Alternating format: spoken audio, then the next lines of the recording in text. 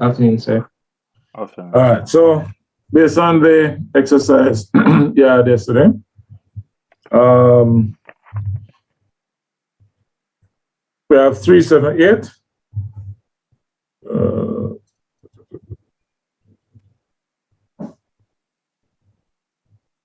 All right, so we have 378. Location. Let's start with Mr. Buchanan. Location. 78. Would that be this one kind of I was tricky, sir, because I thought it would be bus bar C, but no, the bus bar circuit breaker strips are. I said the two generators to the right, so that would be bus bar D and F. So you're tripping bus bar D and F? Yeah, D and F. Okay, let's look back at what that looks like. Oh, it's not. It's D and E. It would be D and E, sir. Sorry, D and E. D as in dog. Yeah, D as in dog. Okay, and E. And E. So you're saying you'd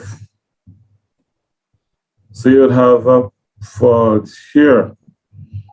All right. And what we said that field? 3, 7 and 8. 7, and 8. All right. What were your choice? What was your choice, Mr. Duncan? I chose bus bar C, line CD, line BC, or line CE. So choose one. All right, bus bar C, sir. So you say bus bar C. Okay, so this is Buchanan.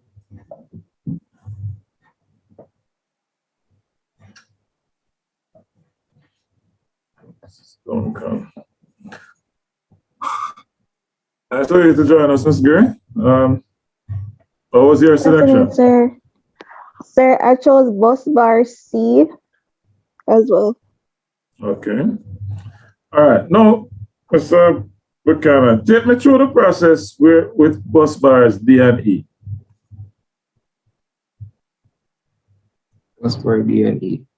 So the primary protection would be 7 and 8. The failure breaker would be either 4-5 or 4-6. Then the backup would be 3, and that would be remote backup. All right. Now you understand that a protection system or a power system is a highly protected facility, yeah? Carefully designed. Do you believe that the possibility of simultaneous faults on two generators, which are not necessarily on the same facility, would have a fault simultaneously? Think about it. No, sir. But could it be a possibility whereas in one generator trip because of the load on the next bus for the next generator will come offline? Yeah, but remember, what is it that has tripped? For generator, for bus, let us say the fault is on D, as in dog. You are suggesting that may be the one at fault, it pulls out, and then sometime after, 3 and 8 would operate. That's what you're suggesting? All right. You would need too many coincidences to line up for that to happen.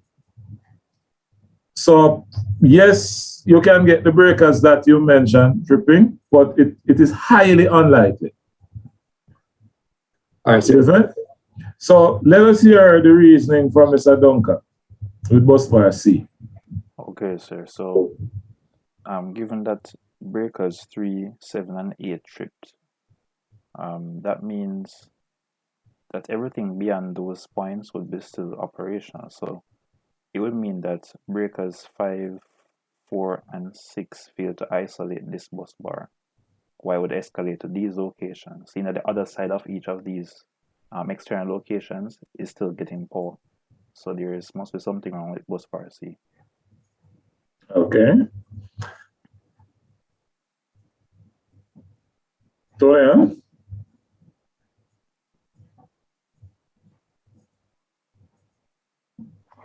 Okay, so I've also chosen bus bar C. Seeing that circuit breakers 3, 7, and 8 are basically directly outside bus bar C. I believe that bus bar C, the breakers 4, 5, and 6 all failed, and leaving 3, 7, and 8 to be tripped, which would be a remote backup. Okay. All right. Fair enough. All right. So the other persons who are with us weren't here last night, so they wouldn't know what we're talking about. So let's continue. But do you think, again, I use the same reasoning that I put to Mr. Buchanan. Do you think it is likely that the maintenance people in this utility company are so incompetent that 3 breakers would malfunction? So what do you think would have been the problem then? Sir, I believe it was a fault on a line that escalated to the bus fault. But No. Listen, all right, let me clarify. I agree with you that the most likely fault is on the bus. But in terms of your analysis, what you're saying is that the 3 breakers failed. I know I did put in the table which breaker failed. But what is it that you think really would have failed? Would it be the breakers? Do you think it would be the breakers? But no, sir. Maybe it was the CTs or VTs. So it's more likely the protection system that failed. So it's a system, one aspect of the protection system for the bus. You with me? Because it triggered, remember now, all 3 buses, all 3 breakers on bus bar C would have to be coordinated. Because once you have a fault that's going to affect the bus, you want to isolate the bus. Are you with me? Because if you don't do that, if you don't remove all 3 almost simultaneously, then it means that the generators would still be putting power onto the bus. So you have to ensure that the 3 breakers, how do I do with my pen?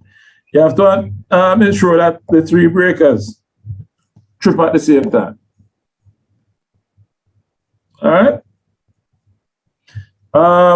So I agree that the fault would be at bus C. Yeah. Primary protection would have been 4, 5, 6. Breaker failure. Yeah, as I said, I know that is what the heading said. Yeah. So for that, I'm going to agree with you, right?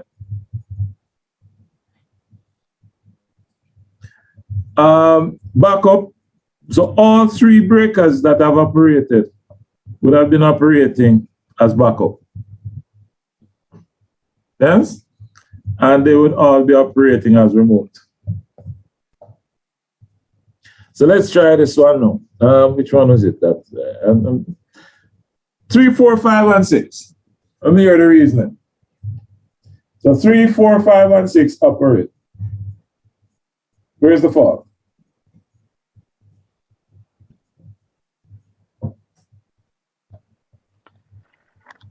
Sir, I've chosen two locations. Could be either bus C or line BC. Line BC. Okay. I agree, sir. So,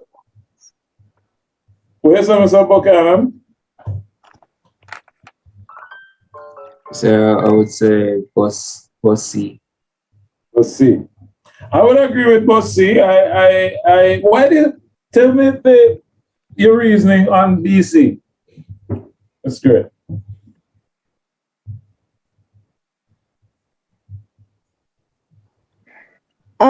for BC, even though none of the breakers failed, I basically assume that like bus bar C would be like a backup, but it would be like a duplicate backup, where even if so in case there's a fault on BC, bus bar C would also trip.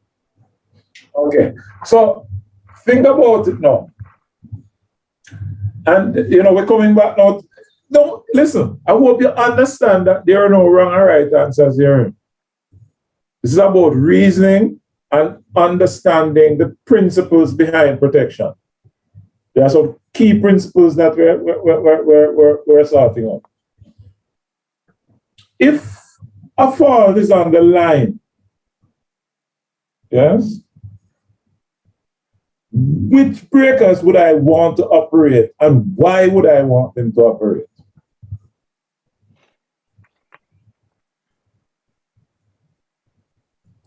So, yeah, so I want to continue with the reasoning on the line BC.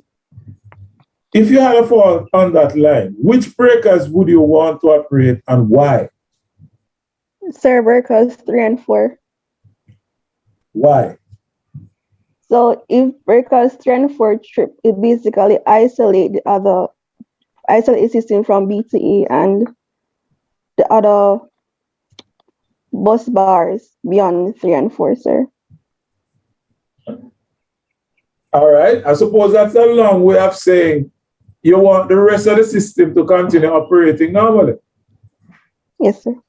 Because what line 3-4 is doing is linking two systems here. So customers could have been supplied from this bus bar. And you have customers on this bus bar also.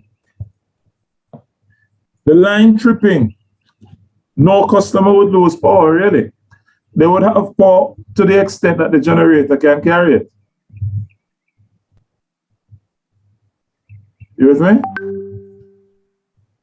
So if it's BC, the expectation is that 3-4 would have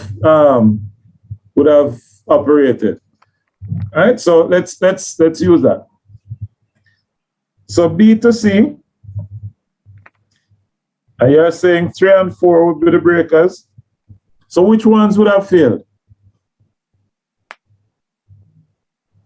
Sir, none would have failed. Oh yeah? But the primary protection is supposed to be 3-4. So which one has failed?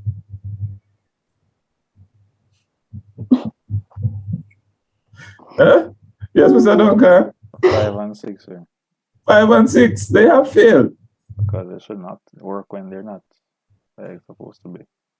If you are not supposed to operate and you operate, you fail. All right, Mr. Girl? I hope you guys are understanding the nuances that I'm throwing at you. All right? If you operate when you should not operate, it means that you have failed in terms of being a protection system. Because the protection system is supposed to ensure that as much of the system remains in operation during a fault. So it must isolate, but it must not take out a part of the system unnecessarily. All right? And so in terms of backup, we really don't have a backup based on that. All right?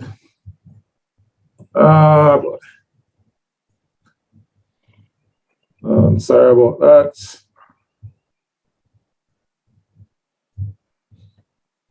So, sir, this would be assuming ideal conditions because I remember when we're doing power systems, we're doing the calculations for how fast each of these breakers would trip.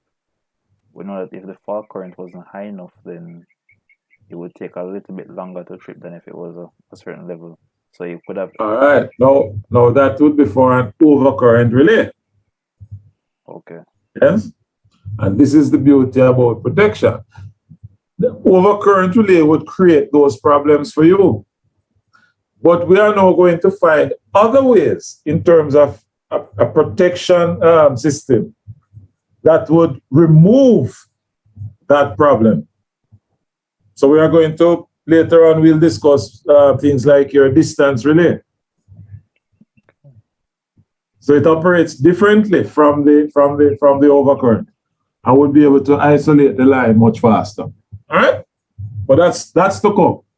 That's to come. All right. So if it is bus C, yes, Buchanan, come with me now. Primary protection for bus C. 4, 5, 6. 4, 5, 6. Which breaker fail? That would be 3. 3. Because it operated when it shouldn't have. All right? And we can't call it backup because it's not supposed to operate. And we won't even give it the decency of remote or local. All right? Okay, so you can do the others when you want time. You will any questions? Any questions? Yes, no, maybe so. All right. So, yes, question? Okay. All right, now I'm just going to mention a couple of things that we would have done in power systems. Yeah, you remember this diagram, right? This is exactly how the protection course is set up in terms of how the protection system operates. So we are going to be looking at, first, we're going to look at those parts of the system that is used for detection. And we're going to delve into those parts that look at processing of information. Yes? And then, of course, initiating isolation and isolation. So today we're going to get into, talk a little more about CTs. Okay? So for the detection, we'll spend some time on CTs. We'll look at it in more detail. We look at VTs, and I'll give some material on lightning arresters. And of course, we'll delve into the basics of relays. Then we look at the different systems, or whether it's differential, distance. You have already gotten a taste of overcurrent, but we'll take it one step higher. Where did Miss Gray disappear to? Internet. And then for isolation, we'll talk about that. So let's talk about transducers. We have dealt with some of this before, so a lot of it will be a repeat of what you have already done. All right? So for transducers, as we said, it's about the means by which we couple systems, or measuring or relays, is how we couple it to the network. Yes. We can't interface with several kiloamperes. We can't directly interface with several kilovolts. As I have mentioned before, voltage is a function of insulation. So the higher the voltage that you're going to be dealing with, it is the more the more expensive your insulation is going to be. And I may have said to you before, if you go to Duane Park substation, you will see insulators with different colors, right? The colors, it gives you an indication of what voltage levels you are dealing with. So if I was to try and interface or have a relay directly interface with the power system, with a power line, then that relay we would have to have some serious insulation in terms of the design of that relay. Similarly, if I'm dealing with the couple kiloamperes, yeah, and I'm trying to pass that directly through some relay, again, in terms of the current carrying capacity of the components, that would have to be very high. So that's the reason for our CTs and our VTs. And the other thing you need to bear in mind is that these CTs and VTs, they must be faithful, very faithful to whatever is seen on the network. So we talk about scaled replica. If you have, and let's think about it practically. If I have a CT and I'm measuring, and the CT has, obviously it has, let's say an iron core CT, yes? And I then have a fault, which gives me a massive current. Tell me some of the things that you think may happen. A significant increase in current. You have a CT, iron core. What are some of the possibilities?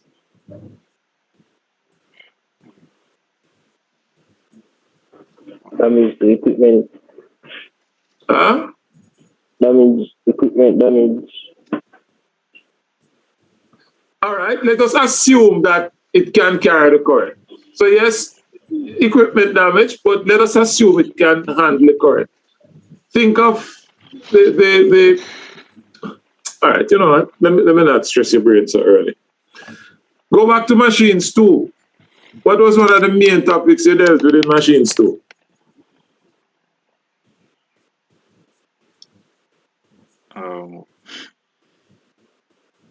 Well, you forget the module already? As regards protection. No, man, not about protection. Just tell me some of the main topics, major topics you dealt with when they did machines 2. Okay, polyphase motors, generators.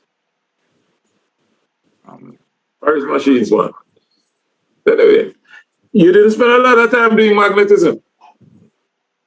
Not really. Not really? What are you saying, man? I need to go look at the syllabus? Like, we didn't specify, like, say, okay, we're going to focus on magnetism for this class. It was just inherent in the... Are you serious? So you guys didn't do like series and series parallel magnetic circuits and the impact of gaps and machines reluctance and all of that? That's only machines 1. Is machines 1 that? Yes, sir. Oh, so you're, all right, fine, all right, sorry. But I need to go look back at some of those modules. All right. So now that I've given you the hint, if you were to pass, and we're talking about being scaled replica of what's on the system. If I have a large current passing through the CT, I want to ensure that it doesn't cause the CT to saturate. Yes? Because if it saturates, it will only be able to give me a replica of the current prior to saturation. Because we all understand saturation, right? Hey folks, come on, man, you're not in networks 2 anymore. You know? This is a discourse. This module kind of different, right? Remember, no, you graduate to protection. Right? I'm so okay. It's not like when I use RSU Networks 1. You're now level 4. Huh? You're on the cusp of big things. So talk to me now. What's saturation? I mean, what do we say in terms of what's happening? in a magnetic material when it saturates? The magnetic field strength won't get any higher at that point.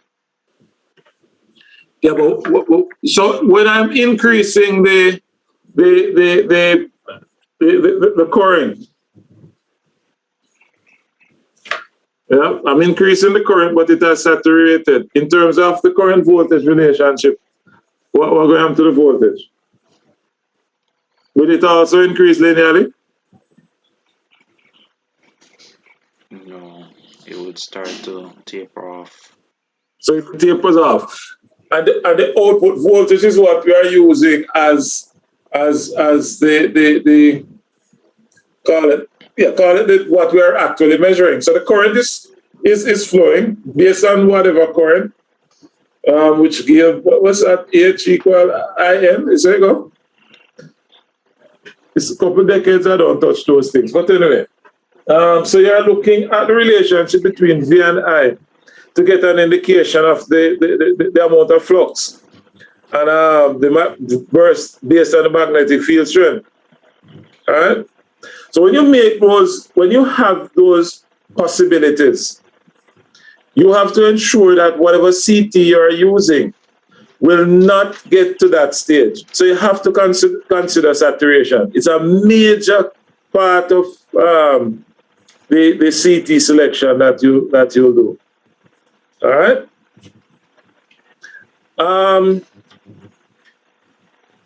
You also now have measuring CTs. So we have CTs that we are going to use for measuring, CTs that we are going to use for fault.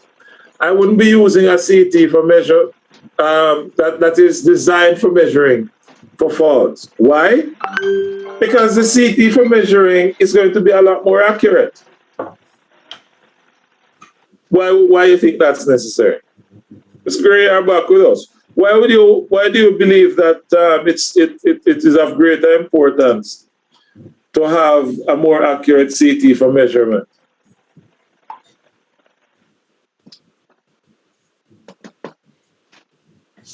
Anybody? All right, so for measurement, the exact quantity would matter, but for faults, once it passes a certain threshold, you can recognize that there's a problem.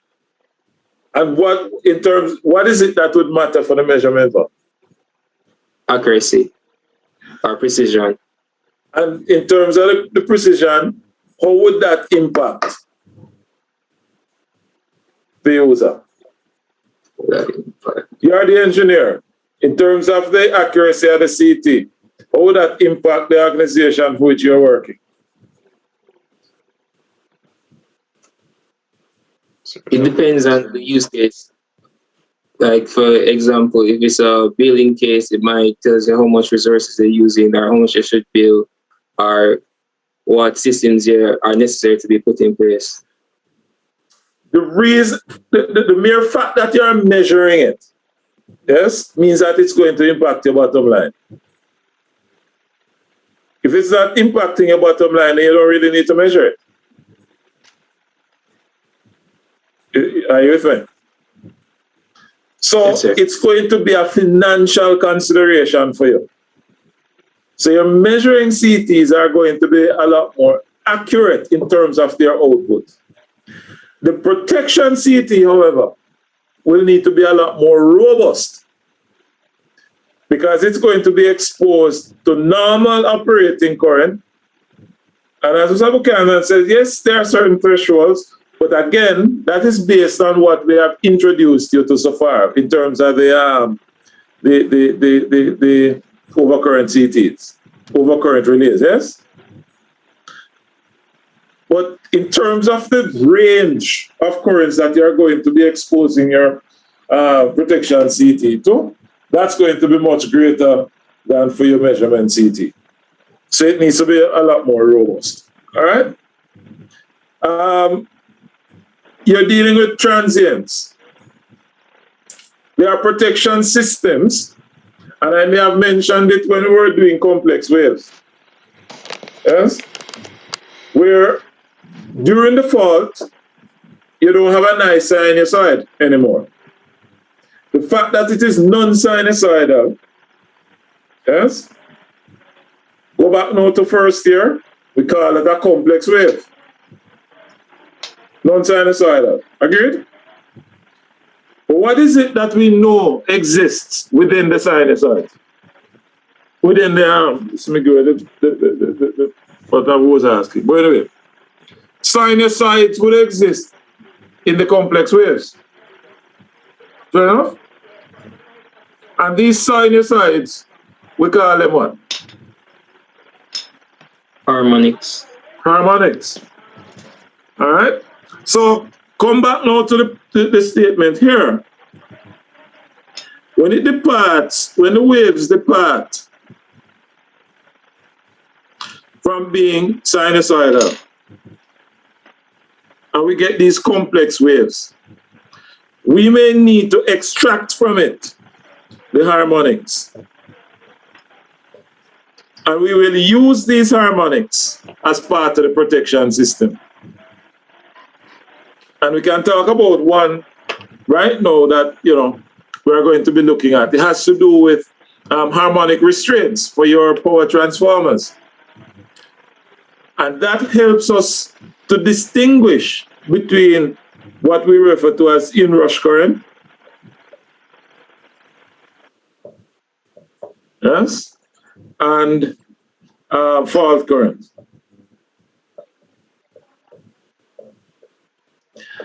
So the inrush is a part of your normal operation, because when you re-energize a transformer, you're going to have more current coming into the primary than what's going out into the secondary.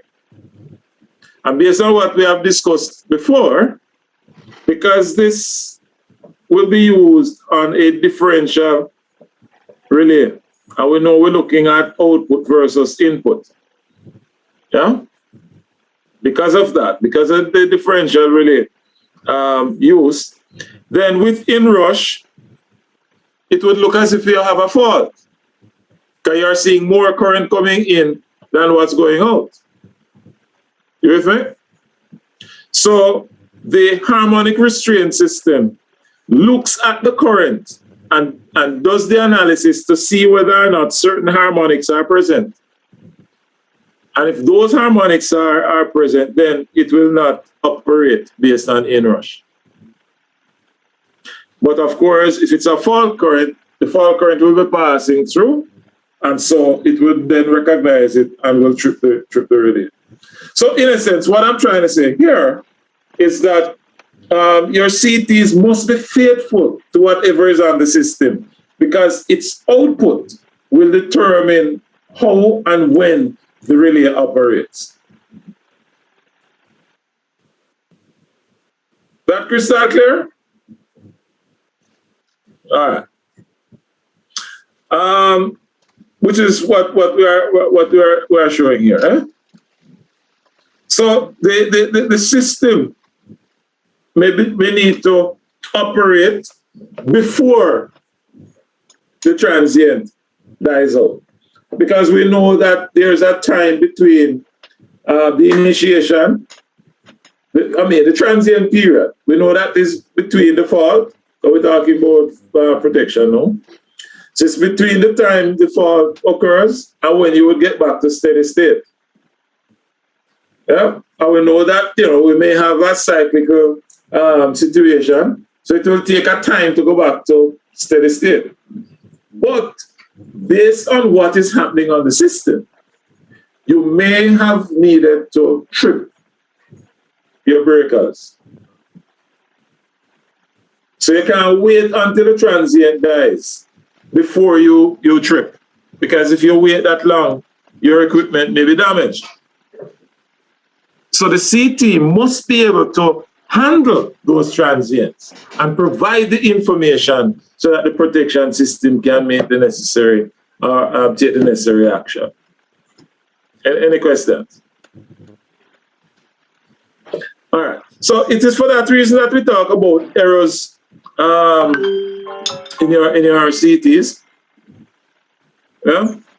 And these errors, depending on what you're working with, can impact your operation. So as far as the CTs and VTs are concerned, we need to be cognizant that there are errors within them.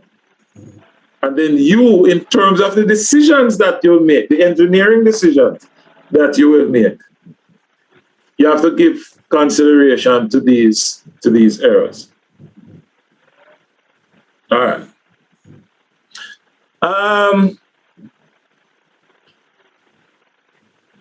So in terms of connection, for your CT and your VT, the primer is connected to the power system, and the output is connected to your relay. And there are some standard outputs that we have for our CTs and our VTs, right? For your VT, obviously this is an old diagram that I'm using because this is supposed to be a VT and not PT, but you will find, so whichever you see in the book is the same thing, but we call them VTs these days. So you have your CT, and you have your VT. For your VT, the standard output for your VT is 110 volts line to line, or 63.5 volts line to face to earth. All right? So we are coming down from 69 kV, 108 kV to 110 volts. That gives you an idea that in terms of the turns ratio, right, it will be quite significant. Which again points to the fact that VTs can be very large because you are converting several kilovolts down to 110. You with me? So the windings, the number of windings will be significant, and your VTs are therefore very large. Your CTs, on the other hand, the standard output is 1 and 5 amperes. The 1 ampere is primarily used in the 1 and the 5 will be used in places like Europe. But the standard output is 5 amperes. All right?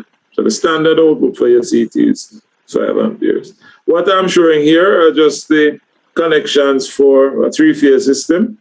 What you have here, that's your CT. And your power would then be taken from these, right? So this will show you on all phases for your system. All right.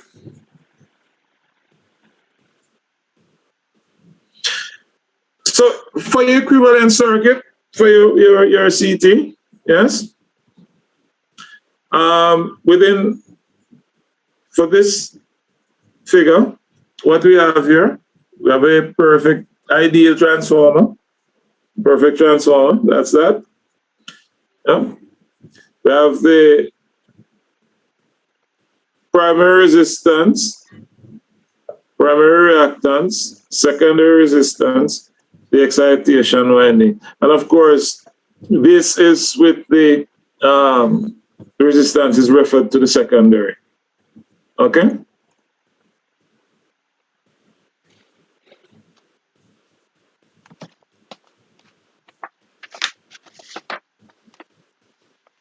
And over here,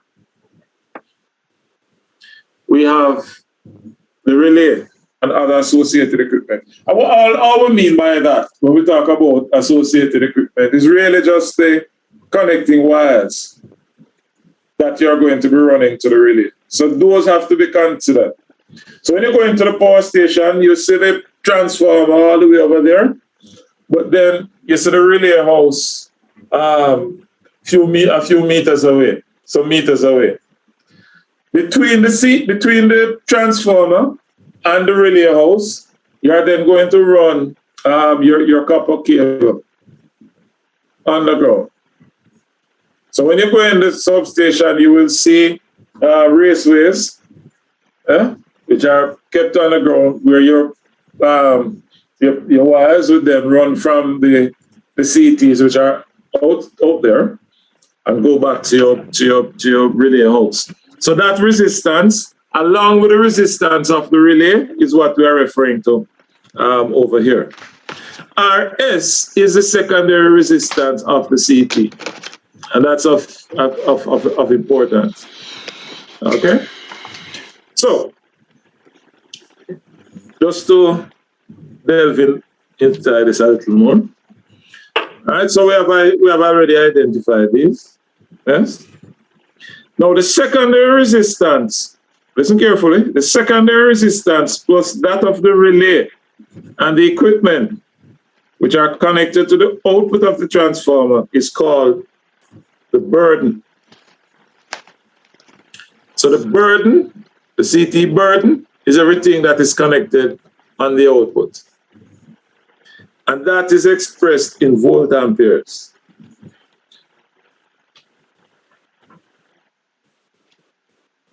So the secondary resistance, Mr. Marsney, okay? Yes, sir. You sure? Yes, sir. You seem very distracted. Anyway. I'm at work, sir. Pardon? I'm at work. Oh, so you're teaching the people in time. All right, don't answer that. Don't answer. It's recorded. All right. So we have the burden, whatever is connected on the output. All right, and it's given in volt amperes.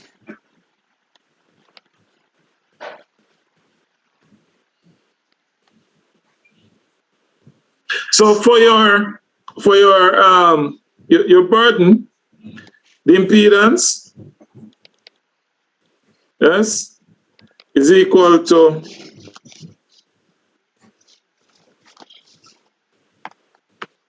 for your CT, it will be VA squared, or VA, sorry, over I squared, where I, of course, would be the output for your CT. And V squared, or ZB is equal to V squared over the burden in VA. All right, so if we want the impedance for a given burden, which is denoted in volt amperes, then we'll use these formulae.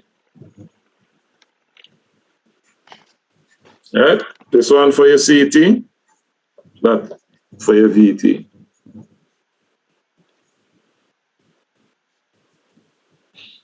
Okay.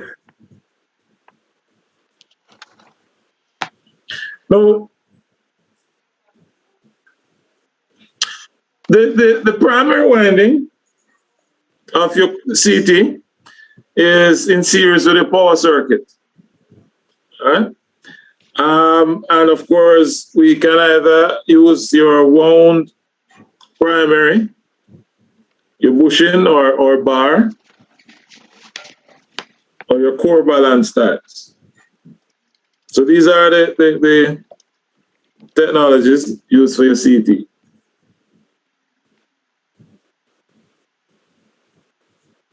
Now, one particular piece of equipment that uses in large measure your bushing CTs, your transformer. So for your power transformer, right below the bushing, you'll have your CTs. So the CTs are built in. It's right below the bushing. And the bushing is where the connection is made to the transformer. All right? And so where that connection is made, on the inside, it would then pass through the CT. So the CT would be like a donut, and the wire would pass through it. All right? So it would operate similar, the technology would be similar to what you use for a clamp-on meter. So it's right below the bushing, the wire that connects to the bushing then passes through and goes to the winding. So you don't miss anything.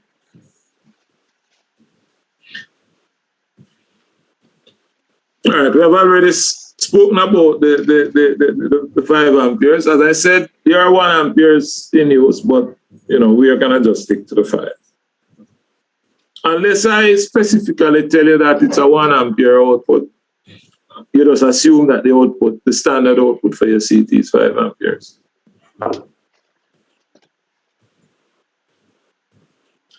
All right, now, when I make this connection to the power circuit, right, there are some things that you should not do, or there's some, all right, let me leave it at that. There are some things that you really don't want to be doing to your CT. And we will look at the math of it, and then we discuss it and wrap up for today. So here is my circuit. I give you time to draw this.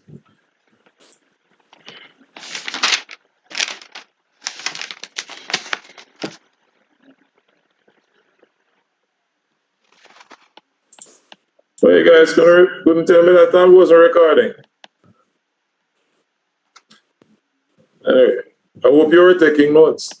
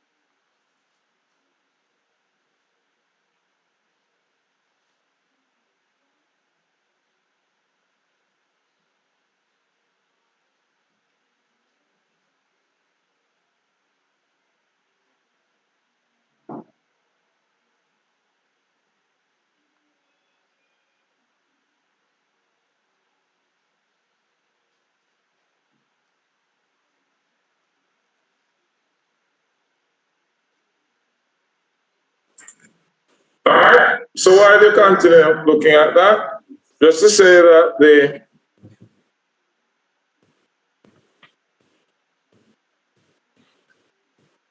just to understand, so we have a 11K system.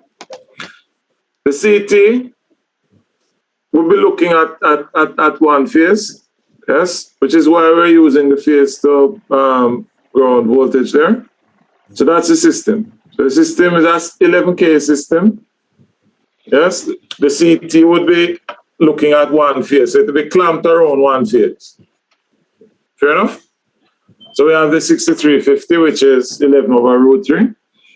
The impedance there, and we are told that there's 300 amperes. Good. Are we therefore using a 300 to 5 CT? Now, that being the actual arrangement, what I'm going to do now is to refer everything to the secondary so that we can do some basic analysis. All right? Just have a few minutes, so let's go. All of this, by the way, the notes are in your on Schoology. Okay? Now, when we do all of that,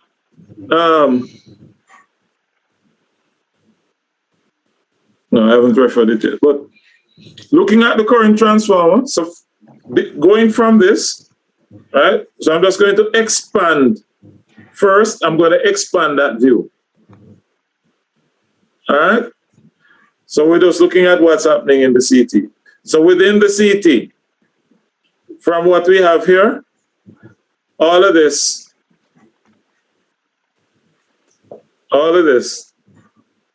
would be the expansion.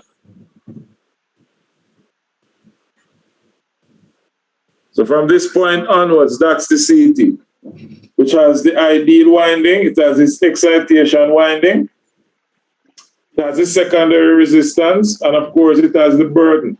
And we said that we're using a 300 to 5 CT, we have a 10 VA burden, so the resistance for the relay is 0.4.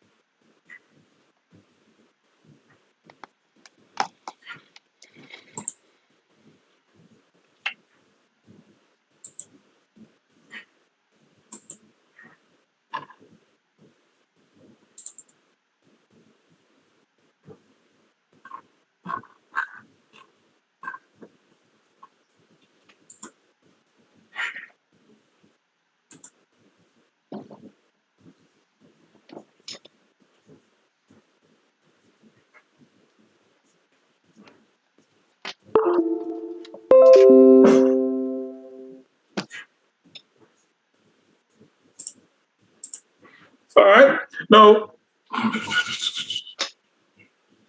if I refer everything to the secondary, which is bringing that across and that, yes?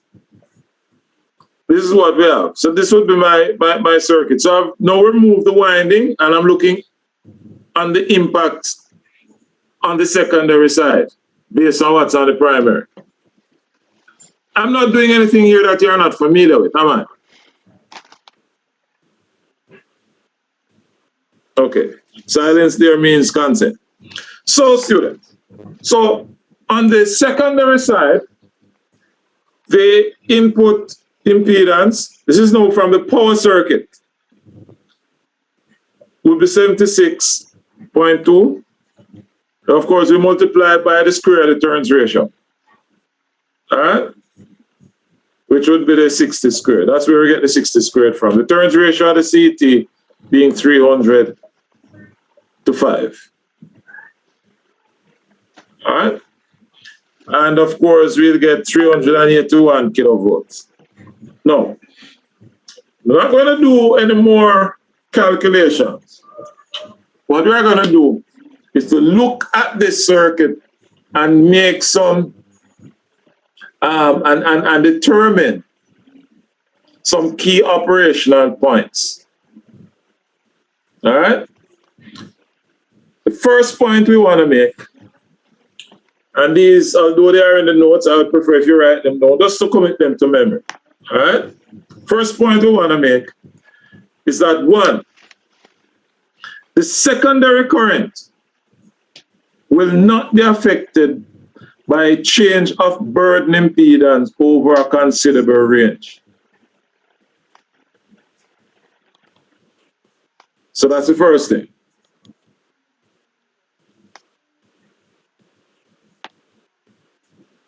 So let's go back to that. So the point is the secondary current will not be affected by a change of burden impedance over a large range. Now let's see why we said that. Remember the burden resistance, 0.4. We had it at 10, yes, over 5 squared. All right. Now, this burden represents just the relay. All right. Now, at 0.4, you and I know that when we add all of this, and we have it in parallel with this, yes, it being in parallel with the excitation winding. When you put two components in parallel, what would be the sum, or what would be the resultant impedance? We have two impedances in parallel. What can we say about the resultant impedance? It will be low. Lower than what? Both of them. Both of them. But when you have a high impedance in parallel with a low impedance, what can you say about the total?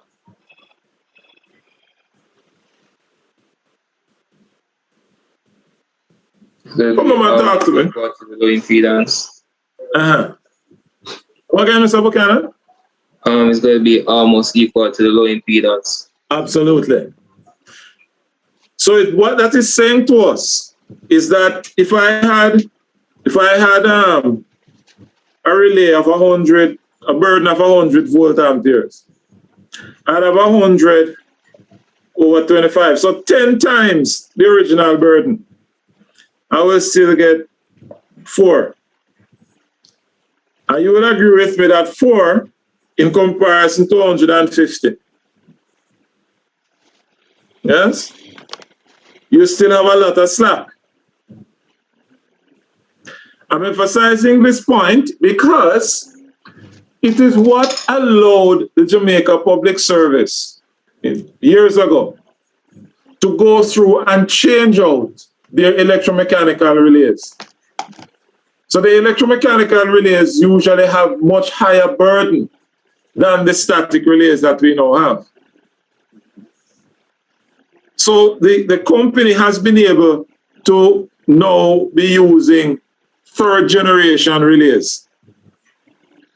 So they have moved from electromechanical, which are the big black ones, high burden. They have gone to electronic relays that were using FETs and that sort of thing. And they are now into microprocessors. All right? And who to tell, we may even reduce further given nanotechnology. Yeah? So we can change relays. Oops, sorry. You have a class after this? Just give me 5 minutes, all right? Just give me 5 more minutes. Yes, sir. So you can change your relays without a negative impact.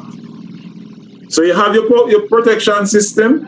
If relay technology changes and you need to replace it, you can without negative impact because the secondary current, most of it will still go through the relay because you have a small resistance in parallel with the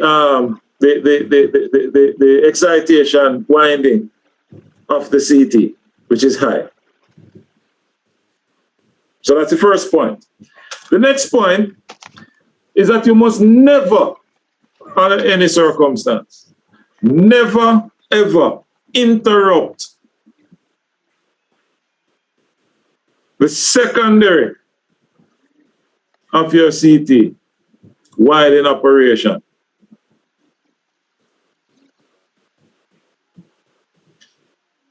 So again, do not interrupt the secondary of the CT while the CT is on operation. In other words, you mustn't plug out the relay while the power circuit is there. You de-energize your circuit before you break the secondary of the CT. Or in other words, before you disconnect the relay. Let us go back to our picture. So the second point is that the secondary circuit must not be interrupted while the primary is energized. Let's look at it. If you now remove the relay, you unplug the relay, what will be the impedance? What will be the impedance over here if you remove the relay? Come on, man. What says you me talking to you?